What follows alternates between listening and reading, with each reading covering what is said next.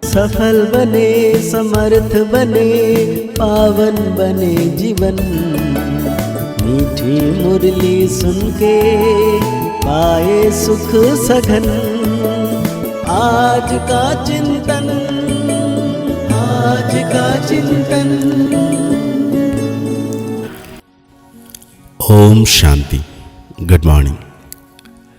ज्ञान का सागर परमपिता परमात्मा ब्रह्मा तन द्वारा हम बच्चों को देवता बना रहे हैं। तो आज परमपिता परमात्मा मीठा बाबा आज हम बच्चों को कह रहे हैं, तुम्हें विकर्मों की सजा से मुक्त होने का पुरुषार्थ करना है। इस अंतिम जन्म में सब हिसाब किताब चुक्त कर पावन बनना है। साथ में बाबा पूछ रहे हैं, धोखेबाज माया कौन सी प्रतिज्ञा तोड़वाने की कोशिश करती है? बाबा कहते हैं, तुमने प्रतिज्ञा की है, कोई भी देहदारी से हम दिल नहीं लगाएंगे। आत्मा कहती है, हम एक बाप को ही याद करेंगे, अपनी देह को भी याद नहीं करेंगे। बाप देह सहित सबका संन्यास कराते हैं, परंतु माया यही प्रतिज्ञा तोड़वाती है, देह में लगाव हो जाता है। जो प्रतिज्ञा तोड़ते हैं उन्हें सजाएं भी बहुत खानी पड़ती है। तो आज बाबा ने बहुत प्यारा सा गीत याद किए हैं।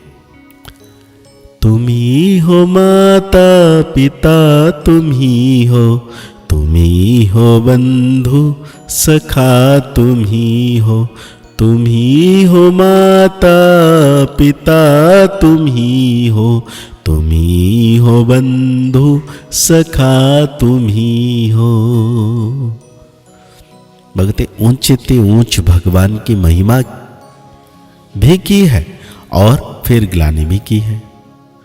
अब ऊंचे ते ऊंचे बाप खुद आकर परिचय देते हैं और फिर जब रावण राज्य शुरू होता है तो अपनी ऊंचाई दिखाते हैं। भक्ति मार्ग में भक्ति का ही राज्य है, इसलिए कहा जाता है रावण राज्य। वो राम राज्य या रावण राज्य, राम और रावण की ही भेंट की जाती है। बाकी वो राम तो त्रेता का राजा हुआ, उनके लिए नहीं कहा जाता। रावण है आधा कल्प का राजा, ऐसे नहीं कि राम आधा कल्प का राजा है, नहीं, ये डिटेल में समझने की बातें हैं। बाकी वो तो बिल्कुल सहज बात है समझने की। हम सब भाई भाई हैं, हम सब का वो बाप एक निराकार है।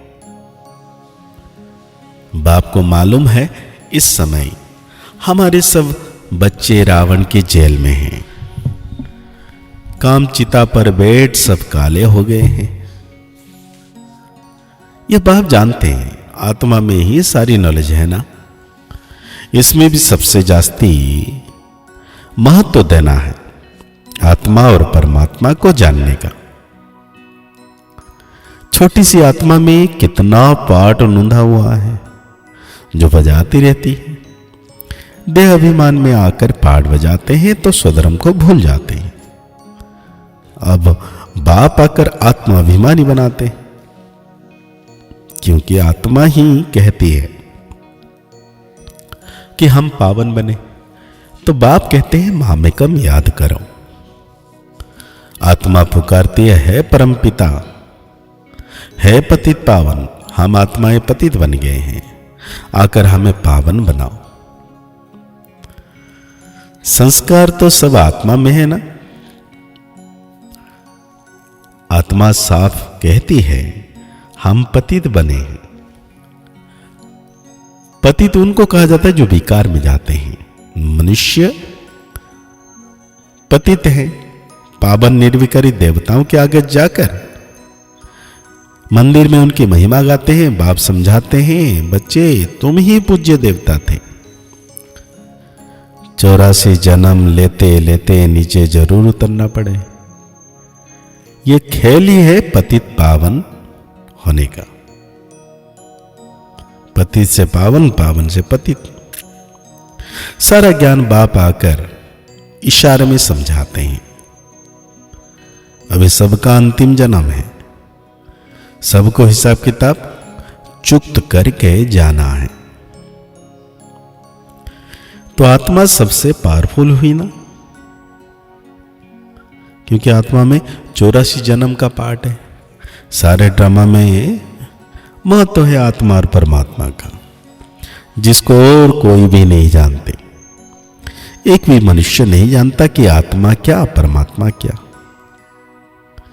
ड्रामानुसार यह भी होना है, तुम बच्चों को भी ज्ञान है कि यह कोई नई बात नहीं, कल पहले भी यह चला था। कहते भी हैं ज्ञान, भक्ति और वैराग। तुम बच्चे जानते हो हम आत्मा बिंदी है, हमारा बाप भी बीज रूप नॉलेजफुल है। यह बड़ी वंडरफुल बातें हैं। आत्मा क्या है, उसमें कैसे अविनाशी पाठ भरा हुआ है, इन गुह्य बातों को अच्छे अच्छे बच्चे भी पूरी तरह नहीं समझते हैं। अपने को यथार्थ रीति आत्मा समझे और बाप को भी बिंदी मिसल समझ के याद करें। यह ज्ञान का सागर है, बीज रूप है। ऐसे समझ बड़ा मुश्किल याद करते हैं। मोटे ख्यालत से नहीं, इसमें महीन बुद्धि का काम लेना है। हम आत्मा हैं, हमारा बाप आया हुआ है, वो बीज रूप नॉलेजफुल है, हमको नॉलेज सुना रहे हैं। धारणा भी मुझ छोटी सी आत्मा में होती है। ऐसे बहुत हैं जो मोटी रीति सिर्फ कह देते हैं आत्मा और परमात्मा, लेकिन यथार्थ रीति बुद्धि में नहीं आता है। तो बच्चों को अपने कल्याण के लिए एक तो अपने को आत्मा समझ यथार्थ रीति बाप को याद करना है, और त्रिमूर्ति शिव का परिचय औरों को भी देना है। सिर्फ शिव कहने से समझेंगे नहीं, त्रिमूर्ति तो जरूर चाहिए। मुख्य है ही दो चित्र, त्रिमूर्ति और झाड़। सीढ़ी से भी झाड़ में जास्ती नॉलेज है। यह चित्र तो सबके पास होने चाहिए। एक तरफ त्रिमूर्ति गोला, दूसरी तरफ झाड़। यह पांडव सेना का फ्लैग मतलब झंडा होना चाहिए। ड्रामा और झाड़ की नॉलेज भी बाप देते हैं। लक्ष्मी, नारायण, विष्णु आदि कौन है, ये कोई समझते नहीं है। बाप समझाते रहते हैं यह करो। अब देखें शिव जयंती पर कितना धम चक्र मचाते हैं। ट्रांसलाइट के चित्र छोटे भी हों जो सबको मिल जाए। तुम्हारी तो है बिल्कुल नई बातें, कोई समझ ना सके। खूब अखबारों में डालना चाहिए, आवाज करनी चाहिए। सेंटर्स खोलने वाले भी ऐसे चाहिए। अभी तुम बच्चों को ही इतनी खुशी नशा चढ़ा हुआ है। तो आज बाबा धारणा के लिए हम बच्चों को कह रहे हैं, कर्मातीत बनने के लिए बाप को महीन बुद्धि से पहचान कर यथार्थ याद करना है। पढ़ाई के साथ साथ योग पर पूरा अटेंशन देना है। स्वयं को माया के धोखे से बचाना है। कोई की भी देह में लगाव नहीं रखनी है। सच्ची प्रीत एक बाप से रखनी है। देह अभिमान में नहीं आना है। तो आज बाबा हम बच्चों को वरदान दे रहे हैं।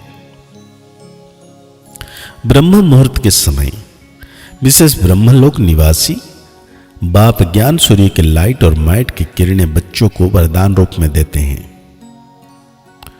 साथ साथ ब्रह्मा बाप भाग्य विधाता के रूप में भी भाग्य रूपी अमृत बांटते हैं।